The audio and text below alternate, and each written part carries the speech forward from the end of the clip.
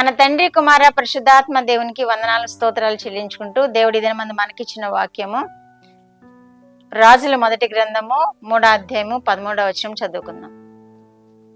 నీవు ఐశ్వర్యమును ఘనతను ఇమ్మని అడగకపోయినను నేను వాటిని కూడా నీకిచ్చుచున్నాను. అందువలన నీ దినములన్నిటను రాజులలో నీ వంటి వాడొకడైనను ఉండడు. దేవుడి వాక్యం ద్వారా మనల్ని దీవించిన గాక. మనం ప్రార్థన చేస్తే దినమల్లా ప్రభువా నాకు అది కావాలి, నాకు ఇది కావాలి ప్రభువా, నాకు అవసరం తీర్చు ప్రభువా, ఈ అవసరం తీర్చు ప్రభువా, నా పిల్లలకి అది చేయి ప్రభువా అని విజ్ఞాపన చేస్తూనే ఉంటాం. ఎక్కువగా విజ్ఞాపన చేస్తాం మనం ఎక్కువగా.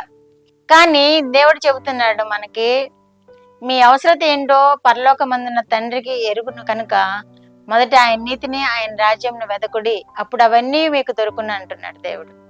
యేసుక్రీస్తు ప్రభువారు లూకా సువార్త 11వ అధ్యాయంలో తెలియజేస్తున్నారు. కనుక మనము ఆయన నీతిని ఆయన రాజ్యాన్ని మొదట వెదకాలి. అంత మాత్రమే కాదు, ఇక్కడ రాజు ఏమని వెతికాడంటే, ఈ సొలొమోను మహారాజు రాజు అయిన తర్వాత దేవుని వేడుకుంటున్నాడు, ప్రభువా ఈ ప్రజలను పాలించడానికి నాకు తగిన జ్ఞానం ఈ ప్రభువా, నాకు తగిన వివేచన ఈ ప్రభువా అని వేడుకుంటున్నాడు దేవుడిని. ఆ మందిర ప్రతిష్ఠ అయిన తర్వాత వేడుకుంటున్నప్పుడు దేవుడు ఈయన ఎడల బహుగా ఆనందించాడు. దేవుడు ఈయన ఎడల బహుగా సంతోషించి ఈ విధంగా తెలియజేస్తున్నారు, నీవు ఐశ్వర్యమునైనను ఘనతనైనను ఇమ్మని అడుగలేదు. ఐశ్వర్యము ఘనత అంటే మనకెంతో ఆశ, రాజులకి మరి ఎక్కువగా ఉంటుంది ఐశ్వర్యము ఘనత మీద ఆశ. ఎందుకంటే చుట్టుపక్కల రాజుల కంటే ఎక్కువ ఐశ్వర్యవంతులుగా, ఎక్కువ ఘనత కలవారుగా ఉండాలని రాజులు ఎక్కువగా ఇష్టపడుతూ ఉంటారు. కానీ ఈ రాజు అయితే నాకు ఐశ్వర్యం ఇవ్వు, ఘనతనివ్వు అని అడగకుండా నీ ప్రజలను పాలించడానికి నాకు జ్ఞానం ఇవ్వు, వివేచన ఇవ్వు అని ప్రార్థన చేసినప్పుడు దేవుడు వాటితో పాటుగా ఇంకేమిస్తున్నాడు, ఐశ్వర్యమును ఘనతను కూడా ఇస్తున్నాడు. మనం కూడా అదే అడగాలి.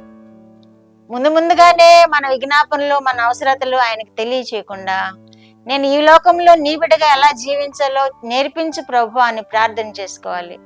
నిన్ను ఎలా వేడుకోవాలో నేర్పించు ప్రభువా, నీకు ఎలా స్థితి చెల్లించాలో నాకు నేర్పించు ప్రభువా, ఈ లోకంలో నీ బిడ్డగా జీవించే విధానం నాకు నేర్పించు ప్రభువా అని మనం ప్రార్థన చేసినప్పుడు ఈ సొలొమోను మహారాజు పొందుకున్నట్లుగా మనకు కూడా దేవుడు, అవి నీవు అడగలేదు కాబట్టి నేను వాటిని కూడా నీకు ఇస్తాను, ఐశ్వర్యంనిస్తాను, ఘనతనిస్తాను అని మనకు కూడా తెలియచేస్తున్నాడు ఈరోజు.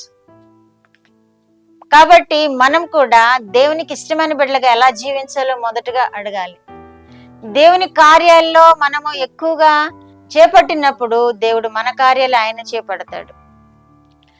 దేవుని కార్యాలను మనము ఆయనకు మహిమకరమైన రీతిలో జరిగించినప్పుడు మన కార్యాలన్నీ ఆయన జరిగిస్తూ ఉంటారు, మన కార్యాలన్నీ ఆయన సఫలం చేస్తూ ఉంటారు. మనమేమి ఆతురపడక్కర్లేదు, మనమేమి తొందరపడక్కర్లేదు. ఎందుకంటే మనము దేవుని బిడ్డలము, ఆయన చేతుల్లో మనల్ని చిక్కుకున్నారు కనుక మనకి ఏది అవసరమో ఆయనకి ముందే తెలుసును కనుక ఆయన నీతిని ఆయన రాజ్యమును మనం వెతికినప్పుడు దేవుడు ఈ లోక సంబంధమైన ఆశీర్వాదాలన్నీ ఇచ్చేస్తాడు. జ్ఞానం ఇస్తాడు, ఘనతను కూడా ఇస్తాడు, ఐశ్వర్యం ఇస్తాడు, ఘనతను కూడా ఇస్తాడు. ఐశ్వర్యం అంటే ఎవరికి ఇష్టం ఉండదు, అందరికి ఇష్టమే. కానీ ఈ రాజు కోరుకోలేదు. ఐశ్వర్యంను ఇస్తున్నాను, నీకు ఘనతను ఇస్తున్నాను అంటున్నాడు దేవుడు. మనకు కూడా ఈ వాగ్దానం ఇవాళ ఇస్తున్నారు, నీకు ఐశ్వర్యం ఇస్తాను, ఘనతనిస్తాను అని తెలియజేస్తున్నారు. ఎప్పుడు అంటే మనం కూడా ఆ విధంగా ప్రార్థన చేసినప్పుడు, ప్రభువా నీలో జీవించడం నాకు నేర్పు ప్రభువా అని ప్రార్థన చేసినప్పుడు, నీ కార్యాలు చేయడానికి నాకు నేర్పించు ప్రభువా అని ప్రార్థన చేసినప్పుడు మనకు కూడా ఆయన జ్ఞానాన్ని ఇస్తారు.